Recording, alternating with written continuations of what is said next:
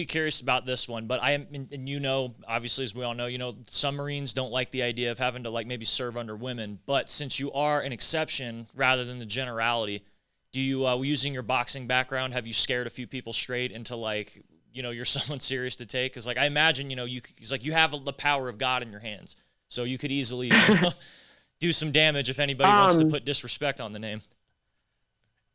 So I'll kind of give you a story on that.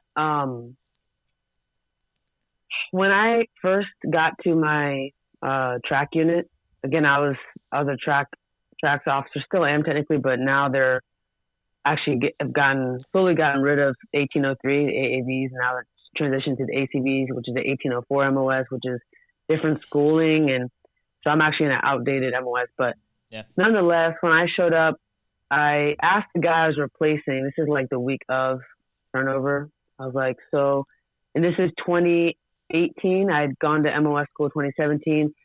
Combat arms had opened up to women in the Marine Corps 2016. So Okay. in perspective, I was the first female platoon commander on the entire East Coast. Okay. There was one named Clinky. She was West Coast, and I was East Coast. So in the entire Marine Corps, there was at this time 2 female AAV officers. 2. Man, okay. Like, that's crazy, right? So I was the first, and I asked the guys replacing that week. I was like, so what do the Marines think? What are they saying? And he just gives me this look, and he's like, to be honest with you, they don't really want you to be their platoon commander. They don't want you here. I'm just being real with you. Like, I don't want to hurt your feelings, but I'm being honest. You asked, and that, like, that was a horrible feeling.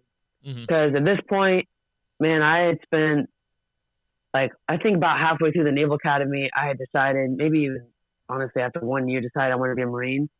Actually, I'm going to show you something. Oh, please. This is from 6th grade. This is my poetry book from 6th grade.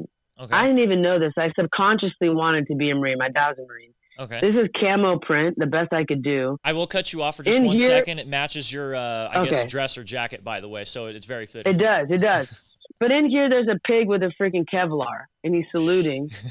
And this is so, in my subconscious, in my brain, I've always wanted to be a Marine, I think. And so when, I went through all the things I did, went to Naval Academy, freaking scraped by, struggled academically, had like a 2.3, made it through, was doing all these crazy freaking training sessions on my own, just beating myself up, like hazing myself to be prepared for TBS so I could be the absolute best, the best. And like, I was doing all these things for years to like prepare to be the best Marine officer I possibly could. And then I get to the moment, I get there, and it's like, you are not wanted here because of something you can't control.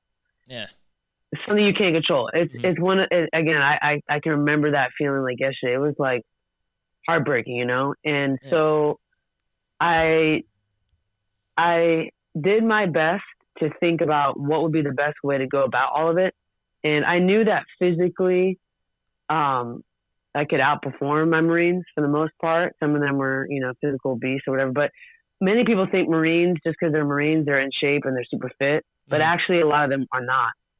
A lot of them, especially if they're working on tracks all day and they're freaking turning wrenches and they have long hours. It's actually kind of hard for them to find time to PT. Yeah. So you'd be surprised, especially in combat arms MOSs. It's not always that you see like the Marines are like super fit. So no. I kind of thought to myself, these guys, they're young men, 90%, 99% are young men who react to physicality more than they react to the words coming out of my mouth. Yeah. So if I can show them that I'm not just like physically fit, but I'm really freaking fit, and I can lead from the front, and that I can, just because I'm a female doesn't mean I can't do all those things that they do physically. I think maybe we can get somewhere. So I remember we had like a PFT or something. I got on the pull-up bar. I did 20 pull-ups, and they were like looking at me like, what the hell? Never seen a woman do 20 pull-ups. And then we did a PT run, and we started with like, 40, and we ended with like 4. Yeah. And then at one point I scheduled a boxing ET. Mm-hmm. And so I boxed them. And we weren't going crazy. Yeah. But like I put on the gloves with the Marines and we sparred, and like, yes, these were all physically related.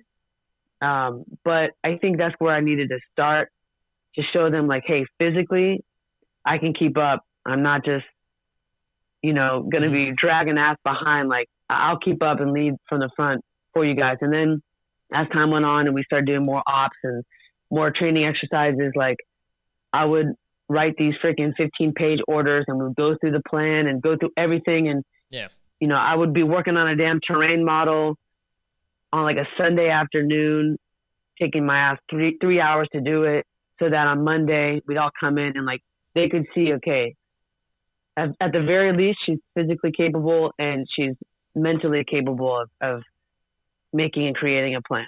So that's kind of how I went about it, And I will ask something. I struggle with other things though. Yeah, because I was going to say, it's definitely the right way to do it, because I love the way that you phrased it in the beginning, because you had to show it versus just, talking, because human beings are like any other animals. We just do, like, we don't do what we're told. We do what we see, like, is going around us. 100%. But like when 100%. But when you had that, when you, I don't know who it was you talked with, but when they said, yeah, I'll just be honest with you, they don't like you from the get-go. Like, I could see how anybody would take that to heart, or just, immediately find a reason to quit in the beginning. And maybe that ran through your mind at first, but what was your thought process in thinking, how am I going to handle this, even though I'm not here yet, but I have a good piece of intel of what I'm running into? Well, I did think too, like, am I going to be the asshole hard charger bitch? Cause they usually expect some, like, especially for women, you're either like a bitch or you're sleeping with everybody. You're like the slutty, whatever. Mm-hmm. Like, what kind of personality, what kind of person, what kind of leader am I going to be? And I had to make that decision, and it kind of morphed and kind of, it went through ups and downs and left and right. But for the most part, I decided, like, I just had to be myself. Yeah. And an example of that, we did Trident Juncture, which is a very short exercise was supposed to be in Norway, but we ended up only making it to Iceland because we had a huge incident with the ship where these LCUs broke loose in the well deck, and we were in port in Iceland for 3 weeks. But while we were getting out to Iceland and we were forward deployed, this was a few months into me being a platoon commander. I purposely brought my guitar. Because I play 5 instruments. I come from a musical background. I sing. Okay. I was in the Glee Club in college. What accolades do you not have at all? Like, it seems like you could do everything.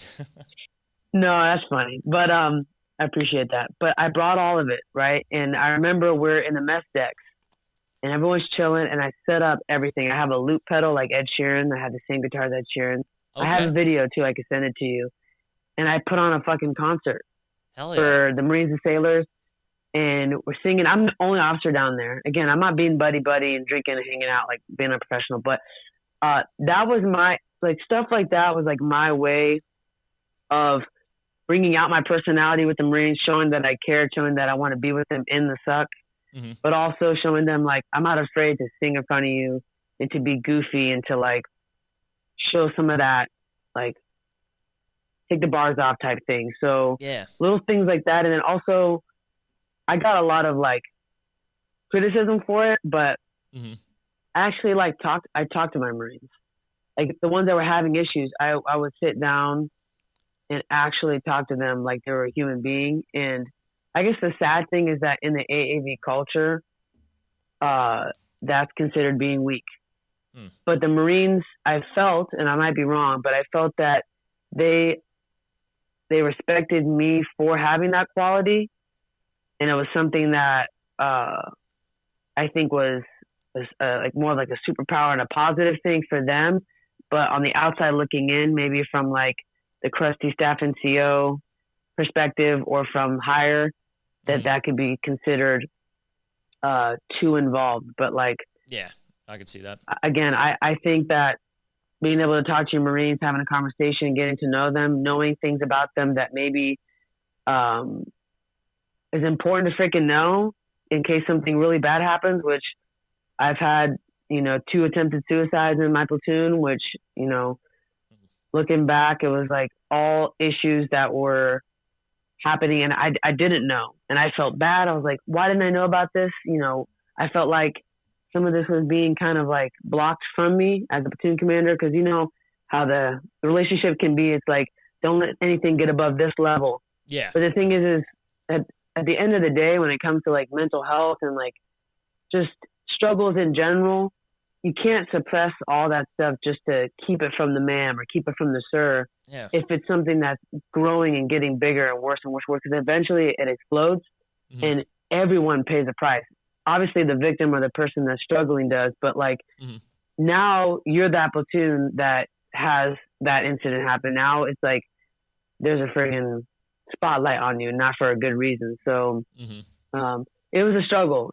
But like I said, kind of going back to what you asked, I think that the interpersonal connections that I made with my Marines, and then having personality, not just being, no offense, but the guy that fucking throws in a dip and just talks about the farm or talks about Iowa State wrestling. Like, it just wasn't me. And I wasn't going to be that. I didn't drink. I wasn't going to ever be that kind of person. So I just had to be myself. And that's what I think was the best thing to do. Some could say I failed as an officer. Some could say I succeeded just by surviving. I think by surviving that community, which honestly, if you're a tracker, you're a track officer or AAVs at all, you know that it is one of the most ruthless MOSs in the Marine Corps, not just because of the culture, but for the sheer danger of being in one of those freaking vehicles in the water, in the ocean for sometimes 3 hours. Like, those things are pieces of crap. Like, I hate to say it, but like, they're not reliable. And a lot of times we were pushed to get ops done when our vehicles, I think, were maybe 50% operational readiness, but were 80 or 90%. You know what I mean, right? No, yeah. So it's the same thing with like when you hear, because I hate this because I feel like the Navy or the Marine Corps always has like a plane or a bird go down every month for the same exact reasons. It's like, I've been in the AAVs before, and we almost had an incident once with not with my section, but with the other one. But yeah, I know exactly what you're literally preaching to the choir. It's definitely a red elephant in the room issue. Yeah, no, it's this is obsession with getting the job done, and like this obsession of the Marines will get it done. It's like, yeah, but what cost? Yeah. And they even do it in recruiting too. We're gonna make mission. Your guys have not slept or eaten right or have been in the right state of mind for like 6 months. They're not okay. Yeah. But you're happy you made mission. Like homeboy looks like he aged 15 years in 5. Yeah. Their marriage is falling apart. They're having issues with their kids, but you made mission. It's like so external, and it's so, again, appearance. It's all about like, we are first to do this. We get everything done. Like, I'm going on a rant here, but it's like, but how are people doing? Not great. Yeah. And that's like a reoccurring. I love how you say that, and on your phone, the thumbs up emoji, the bubble pops up. Yeah, the thumbs up. Yep. No, that's ironic, but yeah, it's just like it's very frustrating. And as you saw, I'm sure in 2020 there was a really, really tragic incident in California, Pendleton, I believe. Oh yeah, was it? I think it was like 8 Marines. 8. Oh God, yeah, I remember that. Yeah. One. Yeah, they unfortunately passed away, and it was in a freaking training. They weren't forward deployed. It wasn't a combat related incident. It was literally they were splashing. They were doing exactly what every AAV platoon does, like on a freaking daily, and it went south. And so it was. I learned a lot. I learned a lot about myself. I learned a lot about leadership. I learned a lot about the idea of like, you can't win them all. Some people are going to love you. Some people are going to hate you. Yeah. The same reasons why some people love and respect you can be the same reasons why people absolutely hate you. So, yeah, have to have thick skin. Absolutely. Especially, I'm assuming you're infantry. Yeah. You're infantry? 0341. Yeah. So you know